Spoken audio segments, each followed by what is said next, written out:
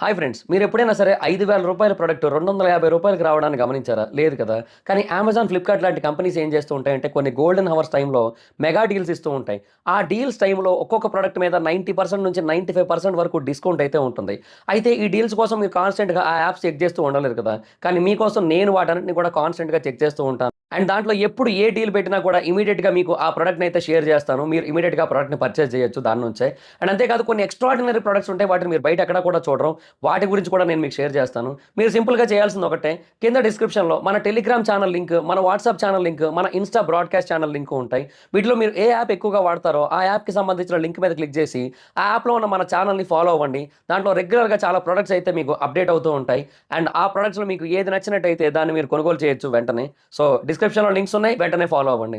Space గురించి మనం ఎన్నో రకాల విషయాలను వింటూ ఉంటాం. కానీ కొన్నిసార్లు మనం స్పేస్ గురించి కొన్ని అబద్ధాలను కూడా వింటూ ఉంటాం. కానీ అవి అబద్ధాలే, నిజాలు కావు. సో అలాగా స్పేస్ గురించి ఇప్పటికీ మనం నమ్మే కొన్ని అబద్ధాల గురించి మనం ఇప్పుడు ఈ వీడియోలో తెలుసుకుందాం. నెంబర్ 1, మనం ఆస్ట్రాయిడ్ బెల్ట్ నుంచి ట్రావెల్ చేయలేము. చాలామంది ఇదే నిజం అనుకుంటారు. కానీ నిజానికి ఆస్ట్రాయిడ్ బెల్ట్లో కొన్ని లక్షల కోట్ల ఆస్ట్రాయిడ్స్, చిన్న చిన్న ప్లానెట్స్ ఇవన్నీ ఉన్నప్పటికీ కూడా మనం ఆస్ట్రాయిడ్ బెల్ట్ నుంచి చాలా ఈజీగా ట్రావెల్ చేయొచ్చు. దానికి కారణం ఏంటంటే ఆ ఆస్ట్రాయిడ్స్కి మధ్య, ఆ చిన్న చిన్న ప్లానెట్స్కి మధ్య చాలా స్పేస్ ఉంటుంది. నాసా రీసెంట్గా ఒక విషయాన్ని తెలియజేసింది. అదేంటంటే ఆస్ట్రాయిడ్ బెల్ట్లో ఉన్న ఆస్ట్రాయిడ్స్ అనేవి ఒకదాన్నొకటి ఢీకొట్టే అవకాశం అనేది ప్రతి 100 కోట్ల ఆస్ట్రాయిడ్స్లో ఒకదానికి మాత్రమే ఉందంట. మన సోలార్ సిస్టంలో ఒక ఆస్ట్రాయిడ్ బెల్ట్ ఉంది. అది మార్స్కి మరియు జూపిటర్కి మధ్యలో ఉంటుంది. దాంట్లో సుమారుగా ఎన్నో లక్షల కోట్ల ఆస్ట్రాయిడ్స్ ఉన్నాయి. అయితే ఈ ఆస్ట్రాయిడ్ బెల్ట్ అనేది 50 ట్రిలియన్ క్యూబిక్ కిలోమీటర్స్ ఆఫ్ స్పేస్ని ఆక్యుపై చేస్తున్నాయంట. సో దీని కారణంగా ఒక ఆస్ట్రాయిడ్కి మరియు మరొక ఆస్ట్రాయిడ్కి మధ్య ఉండే డిస్టెన్స్ అనేది కొన్ని బిలియన్స్ ఆఫ్ క్యూబిక్ కిలోమీటర్స్ ఉంటుందని చెప్పారు. ఈవెన్ ఒక క్లస్టర్కి చెందినవి లేదా ఒక ఫ్యామిలీకి చెందిన ఆస్ట్రాయిడ్స్ అయినప్పటికీ కూడా ఒకదానికి మరియు మరొకదానికి మధ్య సుమారుగా 1000 కిలోమీటర్లకు పైగా డిస్టెన్స్ ఉంటుంది. నాసా దాదాపుగా 11 ప్రోబ్స్ని పంపించింది ఈ ఆస్ట్రాయిడ్ బెల్ట్ ద్వారా. ఒక్కదానికి కూడా చిన్న స్క్రాచ్ కూడా కాలేదు. అవి చాలా సేఫ్గా ఆ ఆస్ట్రాయిడ్ బెల్ట్ని దాటేశాయి. మెర్క్యూరీ సన్కి చాలా దగ్గరగా ఉంటుంది కాబట్టి మన యొక్క సోలార్ సిస్టంలో అదే అత్యంత వేడిగా ఉండే గ్రహం అని చాలామంది అనుకుంటూ ఉంటారు. కానీ ఇదైతే నిజం కాదు. కోర్స్ ఏదైనా ఒక ప్లానెట్ యొక్క యావరేజ్ టెంపరేచర్ అనేది సూర్యుడికి మరియు ఆ ప్లానెట్కి మధ్య ఎంత డిస్టెన్స్ ఉందనే దాన్ని బట్టి ఆధారపడి ఉంటుంది. మెర్క్యూరీ అనేది చాలా చిన్న గ్రహం. అండ్ అంతేకాకుండా సూర్యుడికి చాలా దగ్గరగా ఉన్న గ్రహం. ఇది సుమారుగా 57 మిలియన్ కిలోమీటర్ల డిస్టెన్స్లో ఉంటుంది సూర్యుడికి. అయితే ఈ మెర్క్యూరీ అనేది ఇంత దగ్గరగా ఉన్నప్పటికీ కూడా డే టైంలో దీని యొక్క మ్యాక్సిమం టెంపరేచర్ అనేది 427 డిగ్రీలను చేరుకుంటుంది. అండ్ అంతేకాకుండా మెర్క్యూరీ సూర్యుడి చుట్టూ చాలా వేగంగా తిరుగుతూ ఉంటుంది కాబట్టి మనకి 58 రోజులైతే మెర్క్యూరీ మీద ఒక రోజు గడిచినట్టు. అయితే ఆ ప్లానెట్ మీద అట్మాస్ఫియర్ అనేది చాలా థిన్గా ఉంటుంది. సో అందువల్ల రాత్రిపూట టెంపరేచర్ అనేది బాగా డ్రాప్ అయిపోయి -173 డిగ్రీల సెల్సియస్కి చేరుకుంటుంది. అయితే మెర్క్యూరీ తర్వాత సూర్యుడికి అత్యంత దగ్గరగా ఉండే మరొక గ్రహం వచ్చి వీనస్. దీని మీద థిక్ అట్మాస్ఫియర్ అనేది ఉంటుంది. దాని అట్మాస్ఫియర్లో కార్బన్ డైఆక్సైడ్ మరియు నైట్రోజన్లు చాలా ఎక్కువగా ఉంటాయి. దీని కారణంగా సోలార్ సిస్టంలోకెల్లా వీనసే అత్యంత వేడిగా ఉండే గ్రహం. దీని మీద ఒక కాన్స్టెంట్ టెంపరేచర్ అనేది ఉంటుంది. సగటున 462 డిగ్రీల సెల్సియస్ టెంపరేచర్ ఉంటుంది వీనస్ మీద. నెంబర్ 3, చాలామంది ఏమనుకుంటారంటే సూర్యుడు ఒక పెద్ద ఫైర్ బాల్ అని అనుకుంటారు. కానీ నిజం ఏంటంటే ఫైర్ అనేది ఒక కెమికల్ ప్రాసెస్. దీనికి హీట్, ఫ్యూయల్, ఆక్సిజన్ ఈ 3 కావాలి. ఆక్సిజన్ అనేది ఒక కెమికల్ ఎలిమెంట్. ఇది సూర్యుడి మీద అసలు ఉండదు. కాకపోతే గడిచిన 4 బిలియన్ సంవత్సరాలుగా సూర్యుడు తన నుంచి హీట్ని మరియు లైట్ని బయటికి రిలీజ్ చేస్తూ ఉన్నాడు. ఇదంతా కూడా న్యూక్లియర్ ఫ్యూజన్ ద్వారా జరుగుతూ ఉంది. అయితే ప్రెషరు మరియు హై టెంపరేచర్ ఈ రెండింటి కారణంగా సూర్యుడి యొక్క కోర్ అనేది హైడ్రోజన్ ఆటమ్స్ అన్నిటిని కూడా ఒక చోటకి చేర్చి ఆ తర్వాత వాటిని ఫ్యూజ్ చేసి ఆ తర్వాత వాటిని హీలియం ఆటమ్స్ కింద మారుస్తుంటుంది. ఆ టైంలో రిలీజ్ అయిన ఎనర్జీ సోలార్ సిస్టమ్ మొత్తం హీట్గా మరియు లైట్గా స్ప్రెడ్ అవుతూ ఉంటుంది. ప్రతి సెకండ్కి కూడా 700 మిలియన్ టన్నుల హైడ్రోజన్ హీలియంగా కన్వర్ట్ అవుతూ ఉంటుంది సూర్యుడి మీద. భూమి మీద ఇప్పటివరకు మనం సృష్టించిన మ్యాక్సిమం హీట్ టెంపరేచర్ 3038 డిగ్రీల సెంటీగ్రేడ్. సూర్యుడితో కనుక మనం కంపేర్ చేసుకున్నట్టయితే సూర్యుడి యొక్క కోర్ దగ్గర ఉండే టెంపరేచర్ ఎంత తెలుసా? 15 మిలియన్ డిగ్రీస్. సో సూర్యుడి నుంచి వచ్చే హీట్తో మనం భూమిని అసలు పోల్చుకోనక్కర్లేదు. అలాగని సూర్యుడు ఫైర్ బాల్ కూడా కాదు. మిత్. మనం ఒకవేళ స్పేస్లో ప్రొటెక్షన్ లేకుండా వదిలివేయబడినట్టయితే మనం ఫ్రీజ్ అయిపోతాం. కానీ నిజమైతే ఇది కాదు.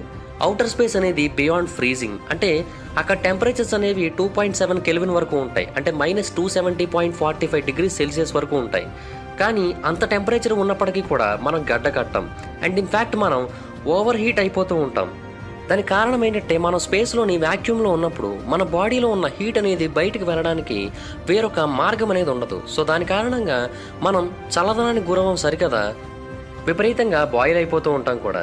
దీన్ని ఆమ్స్ట్రాంగ్ లిమిట్ అని పిలుస్తూ ఉంటారు. అంటే లో అట్మాస్ఫియరిక్ ప్రెషర్ అనేది ఉన్నప్పుడు వాటర్ అనేది సుమారుగా 37 డిగ్రీల సెంటీగ్రేడ్ దగ్గరే బాయిల్ అయిపోతూ ఉంటుంది. అంటే దాని అర్థం ఏంటంటే మన బాడీలో ఉండే లిక్విడ్స్ అంటే సాల్వా కావచ్చు, టీయర్స్ కావచ్చు, మాయిశ్చర్ కావచ్చు, ఇవన్నీ కూడా మన లంగ్స్లోకి వెళ్ళిపోయి బబుల్ అవుతూ ఉంటాయి, చాలా వేగంగా ఎవాపరేట్ అయిపోతూ ఉంటాయి. 1966లో నాసా వాలంటీర్ అయిన జిమ్ లెబ్లాంక్ అనే ఒక వ్యక్తి స్పేస్లో ఉన్నప్పుడు అన్కాన్షియస్ అయిపోయాడు, ఎందుకంటే అతను సడన్గా డీప్రెషరైజ్ అయ్యాడు. సో దాని కారణంగా అతను స్పేస్లో ఒక 15 సెకండ్ల పాటు అలాగా స్పృహ లేకుండా ఉండిపోయాడు.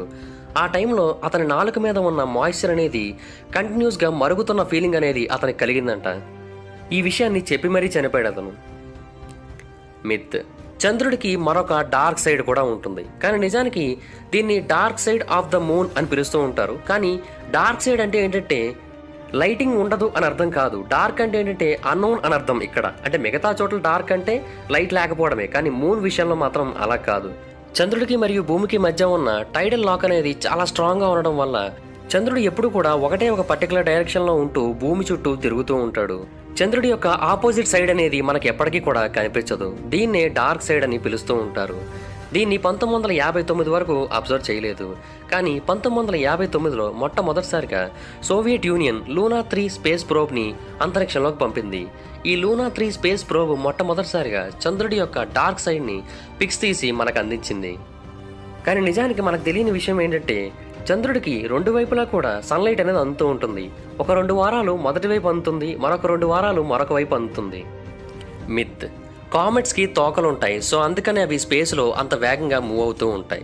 ఇది చాలామంది అనుకునే విషయం, కానీ నిజానికి కామెట్స్కి ఎటువంటి టైల్స్ ఉండవు. దాని యొక్క స్పీడ్ కావచ్చు లేదా దాని యొక్క డైరెక్షన్ కావచ్చు, ఇవన్నీ కూడా దాని యొక్క మూమెంట్ని బట్టే డిపెండ్ అయి ఉంటుంది. స్పేస్లో డీపెస్ట్ ప్రదేశాలకి చేరుకున్న తర్వాత, సూర్యుడి నుంచి చాలా దూరంగా వెళ్ళిపోయిన తర్వాత ఈ కామెట్స్కి చాలా చిన్న టైల్ మాత్రమే ఉంటుంది. ఒక్కోసారి అయితే ఈవెన్ టైల్ కూడా ఉండదు. అయితే మన సోలార్ సిస్టమ్ బయట ఈ కామెట్స్ అనేవి ప్రయాణిస్తున్నప్పటికీ కూడా మన సూర్యుడికి దగ్గరగా వచ్చే టైంకి ఇవి కరిగిపోతూ ఉంటాయి. సో ఆ టైంలో ఇది కొన్ని డస్ట్ పార్టికల్స్ని ఆపోజిట్ డైరెక్షన్స్లోకి పంపిస్తూ ఉంటుంది. అంటే కామెట్ యొక్క టైల్ అనేది ఎప్పుడూ కూడా సూర్యుడికి వ్యతిరేక దిశలోనే ఉంటుంది. కామెట్స్కి యాక్చువల్గా 2 రకాల టైల్స్ ఉంటాయి. ఒకటి గ్యాస్తో తయారవుతుంది, మరొకటేమో డస్ట్ మరియు చిన్న చిన్న సాలిడ్ పార్టికల్స్తో తయారవుతూ ఉంటుంది. దీనికి కారణం ఏంటంటే సూర్యుడు గ్యాస్ మరియు డస్ట్ పార్టికల్స్ని వేరు రకాలుగా ఇన్ఫ్లుయెన్స్ చేస్తూ ఉంటాడు. కాకపోతే ఒకటి, కామెట్స్ ట్రావెల్ చేస్తున్న టైంలో వాటి యొక్క టైల్స్ అనేవి కొన్ని మిలియన్స్ ఆఫ్ కిలోమీటర్స్ పొడవు వరకు కూడా ఎక్స్టెండ్ అవుతూ ఉంటాయి దాని యొక్క బాడీ నుంచి. మిత్: భూమి గుండ్రంగా ఉంటుంది. చాలామంది ఇదే అనుకుంటూ ఉంటారు, కానీ భూమి యొక్క షేప్ అనేది ఆబ్లేట్ స్పెరాయిడ్, అంటే పూర్తిగా గుండ్రంగా ఉండదు ఇది. ఎందుకంటే భూమి తన యొక్క ఓన్ యాక్సిస్లో కూడా తిరుగుతూ ఉంటుంది కాబట్టి ఆ ఫోర్స్ కారణంగా ఈ ఎర్త్ అనేది బల్జ్ అవుతూ ఉంటుంది. అది కూడా ఈక్వేటర్కి అవతల భాగం వైపు బల్జ్ అవుతూ ఉంటుంది. సో దీని కారణంగా భూమికి ఒక స్క్వాష్డ్ బాల్ షేప్ అనేది లభిస్తుంది. ఈ భూమి మీద అత్యంత ఎత్తైన ప్రదేశం అనేది మౌంట్ ఎవరెస్ట్ అయినప్పటికీ కూడా ఈ బల్జ్ కారణంగా ఈ మౌంట్ ఎవరెస్ట్ని ఈక్వెడార్లో ఉన్న మౌంట్ చింబరోజో అనే ఒక కొండ బీట్ చేస్తూ ఉంటుంది. కానీ నిజానికి మౌంట్ ఎవరెస్ట్ యొక్క మొత్తం ఎత్తుతో పోల్చినట్టయితే ఈ కొండ యొక్క ఎత్తు 2500 మీటర్లు తక్కువగానే ఉంటుంది. కానీ అది భూమి మీద బల్జ్ ఉన్న ప్రదేశంలో ఉంటుంది. సో దీని కారణంగా అది భూమి యొక్క సెంటర్ దగ్గర ఉన్న సర్ఫేస్ నుంచి చాలా ఎత్తైన ప్రదేశంలో ఉంటుంది. Myth: without a space suit in space the human body will explode. ఇదైతే నిజం కాదు, మనం పేలిపోము. కాకపోతే ఏంటంటే అవుటర్ స్పేస్లో ఉండే లో ప్రెషర్ కారణంగా మనకి చాలా రకాల లైఫ్ థ్రెటనింగ్ అంటే జీవన మరణ సమస్యలు అనేవి ఎదురవుతూ ఉంటాయి. మన బాడీ లంగ్స్ మీద, హార్ట్ మీద, బ్రెయిన్ మీద చాలా రకాల ఎఫెక్ట్స్ని ఈ లో ప్రెషర్ చూపిస్తూ ఉంటుంది. విపరీతమైన లో ప్రెషర్కి మనం ఎక్కువగా ఎక్స్పోజర్ అయినట్టయితే అది మన బాడీలోని లంగ్స్ మీద రప్చర్స్ని, హెమోర్హాజింగ్ని క్రియేట్ చేస్తూ ఉంటుంది. అలాగే ప్రెషర్ అనేది లేకపోవడం వల్ల మన బాడీలో ఉండే వాటర్ అంతా కూడా వేపర్గా మారిపోతూ ఉంటుంది. ఇదంతా కూడా మన స్కిన్లోనే ఉండిపోతుంది, బయటికి వెళ్ళలేదు. సో దీని కారణంగా మన బాడీ అనేది నార్మల్ టైంతో పోల్చినట్టయితే రెట్టింపు వరకు ఉబ్బుతుంది. అయితే ఇంత ఉబ్బినప్పటికీ కూడా మన బోన్స్, మన స్కిన్, మన ఆర్గాన్స్ ఇవన్నీ కూడా ఎప్పుడూ ఉన్నట్టుగానే ఉంటాయి. తర్వాత ఆ పేషెంట్స్ని మళ్ళీ భూమి మీదకి తీసుకొచ్చి లేదా ఏదైనా ఇంటర్నేషనల్ స్పేస్ స్టేషన్లోకి తీసుకొని వెళ్ళి అక్కడ మళ్ళీ ట్రీట్మెంట్ ఇచ్చి ఆ బాడీలో ఉన్న ఎయిర్ మొత్తాన్ని కూడా బయటికి పంపేసినట్టయితే అతను మళ్ళీ నార్మల్ పొజిషన్కే వెళ్తాడు. మిత్, జీరో గ్రావిటీ అనేది ఉంటుంది. చాలామంది ఇది నిజం అనుకుంటూ ఉంటారు, కానీ నిజానికి ఈ ప్రపంచంలో ఎక్కడా కూడా జీరో గ్రావిటీ అనేది లేదు. ఈవెన్ ఇంటర్నేషనల్ స్పేస్ స్టేషన్లోని ఆస్ట్రోనామర్స్ కూడా తేలుతూ ఉంటారు. అలాగని ఆ ప్రాంతంలో గ్రావిటీ లేదని అర్థం కాదు. ఆ ప్రాంతంలో మైక్రో గ్రావిటీ అనేది ఉంటుంది. ఈ ఇంటర్నేషనల్ స్పేస్ స్టేషన్ అనేది భూమి నుంచి 320 నుంచి 400 కిలోమీటర్ల ఎత్తులో ప్రయాణిస్తూ ఉంటుంది. అంటే భూమి యొక్క సర్ఫేస్ మీద ఉండే గ్రావిటీ అనేది 90% పోతుంది, కానీ 10% మాత్రం మిగిలే ఉంటుంది. దీన్నే మైక్రో గ్రావిటీ అని పిలుస్తూ ఉంటారు. ఇంటర్నేషనల్ స్పేస్ స్టేషన్లోనే కాదు, స్పేస్లో ఎక్కడైనా సరే మైక్రో గ్రావిటీ అనేది ఉంటుంది. ఇది కొంచెమైనా సరే మనల్ని కిందకి లాగుతూ ఉంటుంది, కానీ గ్రావిటీ అనేది చాలా తక్కువగా ఉంటుంది కాబట్టి, మన యొక్క డెన్సిటీ ఎక్కువగా ఉంటుంది కాబట్టి మనం తేలిపోతూ ఉంటాం అంతే. సో చూసారు కదా, స్పేస్ గురించి మనం నమ్మే కొన్ని అబద్ధాలు. ఈ వీడియో మీకు నచ్చినట్టయితే లైక్ చేయండి, వీడియోని షేర్ చేయండి, మా ఛానల్ని సబ్స్క్రైబ్ చేసుకోండి, పక్కనే ఉన్న బెల్ ఐకాన్ క్లిక్ చేయండి. ఈ వీడియోని షేర్ చేయడం మాత్రం మర్చిపోద్దు, ఎందుకంటే షేర్ చేస్తేనే వీడియో గురించి మా ఛానల్ గురించి అందరికీ తెలుస్తుంది. ఒకవేళ మీరు డైరెక్ట్గా ఫాలో అవ్వాలనుకుంటే నా ఇన్స్టాగ్రామ్ ఐడి జబర్దస్త్ మహీధర్, మీరు అక్కడికి వచ్చి నన్ను ఫాలో అవ్వచ్చు. Thank you guys, bye. Hi friends, మీరు ఎప్పుడైనా సరే 5,000 రూపాయల ప్రొడక్ట్ 250 రూపాయలకి రావడానికి గమనించారా? లేదు కదా. కానీ అమెజాన్, ఫ్లిప్కార్ట్ లాంటి కంపెనీస్ ఏం చేస్తూ ఉంటాయంటే కొన్ని గోల్డెన్ హవర్స్ టైంలో మెగా డీల్స్ ఇస్తూ ఉంటాయి. ఆ డీల్స్ టైంలో ఒక్కొక్క ప్రొడక్ట్ మీద 90% నుంచి 95% వరకు డిస్కౌంట్ అయితే ఉంటుంది. అయితే ఈ డీల్స్ కోసం మీరు కాన్స్టెంట్గా ఆ యాప్స్ చెక్ చేస్తూ ఉండలేరు కదా. కానీ మీకోసం నేను వాటన్నిటిని కూడా కాన్స్టెంట్గా చెక్ చేస్తూ ఉంటాను. అండ్ దాంట్లో ఎప్పుడు ఏ డీల్ పెట్టినా కూడా ఇమీడియట్గా మీకు ఆ ప్రొడక్ట్ని అయితే షేర్ చేస్తాను. మీరు ఇమీడియట్గా ప్రొడక్ట్ని పర్చేస్ చేయొచ్చు దాని నుంచే. అండ్ అంతేకాదు కొన్ని ఎక్స్ట్రాడినరీ ప్రొడక్ట్స్ ఉంటాయి, వాటిని మీరు బయట ఎక్కడ కూడా చూడరు. వాటి గురించి కూడా నేను మీకు షేర్ చేస్తాను. మీరు సింపుల్గా చేయాల్సింది ఒకటే, కింద డిస్క్రిప్షన్లో మన టెలిగ్రామ్ ఛానల్ లింక్, మన వాట్సాప్ ఛానల్ లింక్, మన ఇన్స్టా బ్రాడ్కాస్ట్ ఛానల్ లింక్ ఉంటాయి. వీటిలో మీరు ఏ యాప్ ఎక్కువగా వాడతారో ఆ యాప్కి సంబంధించిన లింక్ మీద క్లిక్ చేసి ఆ యాప్లో ఉన్న మన ఛానల్ని ఫాలో అవ్వండి. దాంట్లో రెగ్యులర్గా చాలా ప్రొడక్ట్స్ అయితే మీకు అప్డేట్ అవుతూ ఉంటాయి. అండ్ ఆ ప్రొడక్ట్స్లో మీకు ఏది నచ్చినట్టయితే దాన్ని మీరు కొనుగోలు చేయొచ్చు వెంటనే. సో డిస్క్రిప్షన్లో లింక్స్ ఉన్నాయి, వెంటనే ఫాలో అవ్వండి.